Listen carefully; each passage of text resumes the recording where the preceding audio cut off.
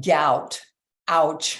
I've never had it, but my dad used to get gout, and oh my gosh, and it was in his big toe. He couldn't even have a sheet on his toe. It hurt so bad.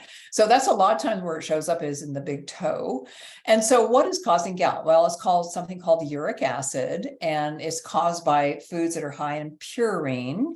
And so a lot of those foods are very commonly eaten, which is like red meat and alcohol. So you combine let's say a very rich vacation, right? Where you're eating a lot and you're drinking a lot, your purine intake is going to be pretty high. So there are actually some foods that are higher in purine other than meat. So let me read this to you.